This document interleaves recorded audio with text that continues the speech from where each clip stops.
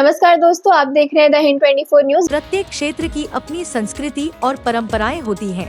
मेले इन सांस्कृतिक और पारंपरिक कलाकृतियों को जनता के सामने प्रदर्शित करने का एक माध्यम है।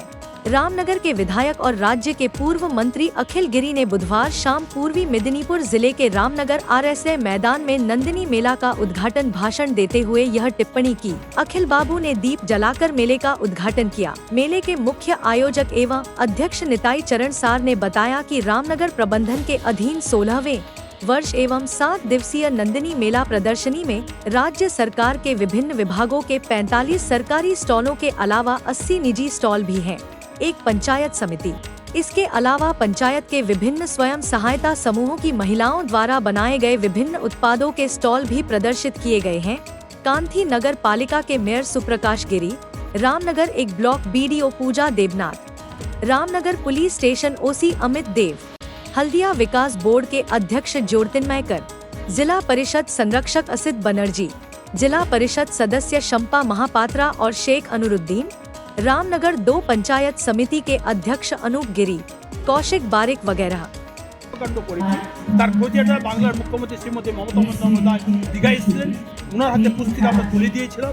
সেই পুস্তিকাটা আমরা বিস্তৃত আকারে মানুষের মধ্যে যাতে ছড়িয়ে যেতে পারে, আমাদের সরকারি কী প্রকল্প আছে, কী কাজ হয় এবং আমরা কতটা ডেভেলপমেন্ট করেছি, পরিবহনের ব্যবস্থাপনা, কৃষি থেকে স্বাস্থ্য থেকে সমস্ত কী করতে হবে, যে কন্যাশ্রী, আজকে শিক্ষাশ্রী, যুবশ্রী, ঐক্যশ্রী, কতজন আমাদের পাচ্ছেন, আবাসন প্রকারে কতজন বাড়ি পেয়েছেন, সমস্ত প্রকারে আমরা বইতে প্রকাশ করে মানুষ যদি আরও কিছু জানতে চাই নিশ্চিত আমরা। আপনার নাম?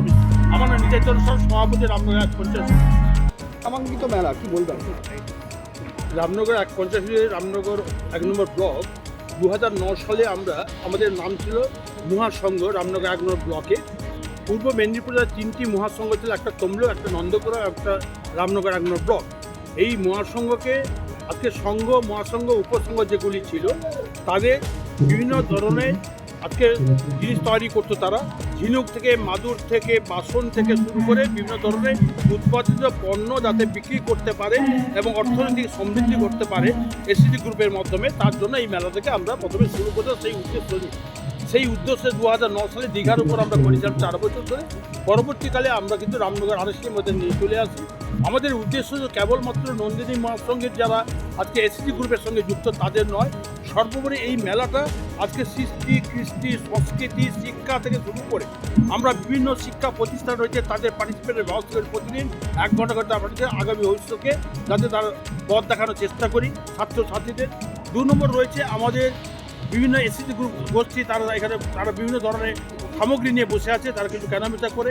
3 নম্বর বিভিন্ন বহিরাগত স্টল তারাও আসেন এবং আমাদের যারা ন্যাশনাল প্রাইজ পেয়েছে জুডোতে তাদের পুরস্কৃত করি। আমাদের পঞ্চায়েতে শুধু নয়, 9টি গ্রাম পঞ্চায়েত এলাকায় যারা আমাদের 1 নম্বর 2 নম্বর স্থান অধিকার করছে, অর্থাৎ পঞ্চায়েত সশক্তিকরণের উপরে ভালো কাজ করেছেন তাদের আমরা পুরস্কৃত করি। माध्यमिक उच्च माध्यमिक परीक्षार्थी जरा ऐसे ही तमाम खबरों के लिए जुड़े रहिए द हिंद 24 न्यूज के साथ।